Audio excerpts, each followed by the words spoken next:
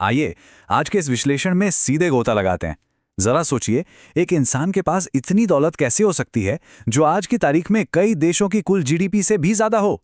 सच में ये कहानी सिर्फ किस्मत का खेल नहीं है, बल्कि ये कहानी है बड़े जोखिमों, दूरदर्शी सोच और एक ऐसी रणनीति की जिसने दौलत कमाने के सारे पुराने नियम ही बदल कर रख दिए।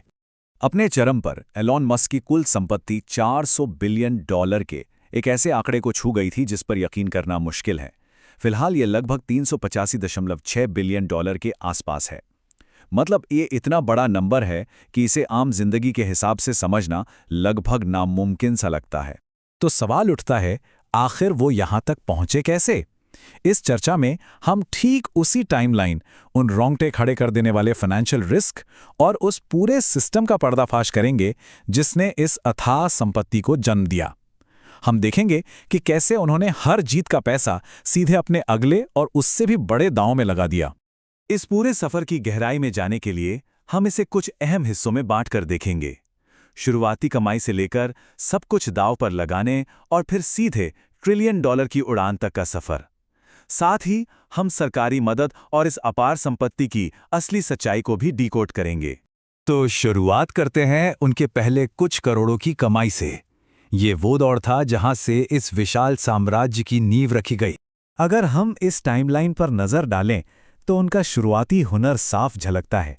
सिर्फ 12 साल की उम्र में $500 का एक बेसिक सा वीडियो गेम बनाने से लेकर 90s के दशक के .com बूम में तेजी से आगे बढ़ने तक एक बहुत ही स्पष्ट पैटर्न नजर आता है। अब यहाँ जो बात सबसे ज्यादा दिलचस्प है वो है उनकी कमाई का अचानक से बढ़ना। देखिए कैसे सिर्फ 3 साल के अंदर उनका हिस्सा $22 मिलियन से सीधे $176 मिलियन तक पहुंच गया। ये वो पैसा था जिसने उनके अगले और सबसे बड़े सपनों का रास्ता साफ कर दिया।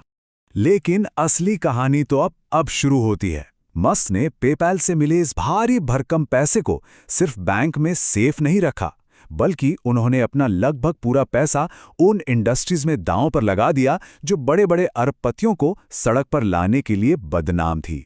साल 2002 में उन्होंने अंतरिक्ष में जाने की अपनी महत्वाकांक्षा के लिए स्पेसएक्स की नींव रखी और अपनी जेब से पूरे $100 मिलियन का एक चौंका देने वाला निवेश कर डाला।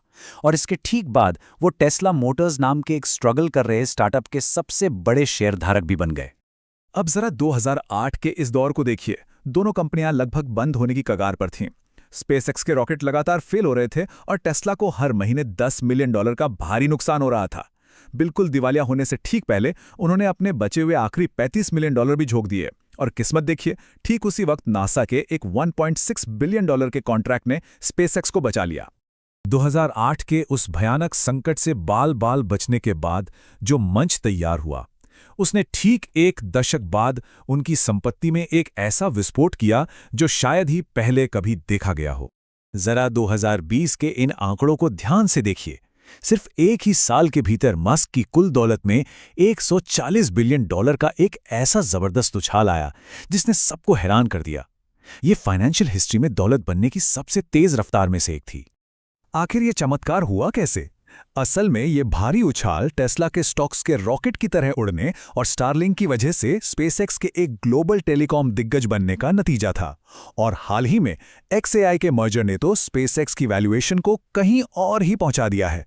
इन सब को देखकर एक्सपर्ट्स मान रहे हैं कि वे 2027 तक दुनिया के पहले ट्रिलियनेयर बन सकते हैं।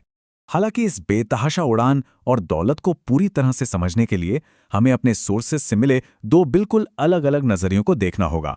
एक तरफ तो ये बिल्कुल सच है कि मस्क ने अपनी कंपनियों को बचाने के लिए अपना सब कुछ दांव पर लगा दिया था। लेकिन अगर हम दूसरी तरफ देखें तो एनालिसिस ये भी बताता है कि उनके इस साम्राज्य को खड़ा करने में सरकारी मदद और पब्लिक इंफ्रास्ट्रक्चर का भी एक बहुत बड़ा हाथ रहा है। इस चार्ट में लगभग $38 बिलियन की अनुमानित सरकारी सहायता का ब्रेकडाउन है। इसमें स्पेसएक्स के लिए नासा के बड़े कॉन्ट्रैक्ट्स और टेस्ला के लिए कार्बन क्रेडिट्स शामिल हैं। इसमें 2010 का वो अहम लोन भी शामिल है जिसके बारे में कहा जाता है कि उसी ने टेस्ला को उसके सबसे मुश्किल वक्त में जिंदा रखा था। अब ये डेटा देखिए, ये काफ़ी हैरान करने वाला है। 2024 के पहले 9 महीनों में ही टेस्ला की 43% नेट इनकम सिर्फ ज़ीरो एमिशन व्हीकल क्रेडिट्स बेचने से आई है। मतलब टेस्ला ने उन पुरानी कार कंपनियों को अपने कार्बन क्रेडिट्स बेचे जो एमिशन स्टैंडर्ड्स पूरे नहीं कर पा रही थीं, और इससे टेस्ला को सीधा और भारी मुनाफा हुआ। तो जब हम कहते हैं कि किसी के पास $385 बिलियन से ज्यादा की दौलत है, तो इसका असल में मतलब क्या होता है? क्या सच में इतना सारा कैश बैंक अकाउंट में पड़ा रहता है? बिल्कुल नहीं। और यहीं पर पेपर वेल्थ या कागजी संपत्ति का कॉन्सेप्ट सामने आता है। आज के समय के अरबपतियों के काम करने के तरीके को समझने की ये सबसे अहम चाबी है। ये वो दौलत है जो शेयर बाजार के उतार चढ़ाव के साथ बदलती रहती है, न कि कोई लिक्विड कैश। और मस्क इस पेपर वेल्थ का इस्तेमाल कैसे करते हैं, वो वाकई बहुत दिलचस्प है। आपको जानकर हैरानी होगी कि वे टेस्ला से कोई रेगुलर सैलरी नहीं लेते। इसके बजाय वे अपना लाइफस्टाइल मेंटेन करने और नए बिजनेस शुरू करने के लिए अपने शेयरों को बैंक में गिरवी रखकर बड़े बड़े लोन लेते हैं।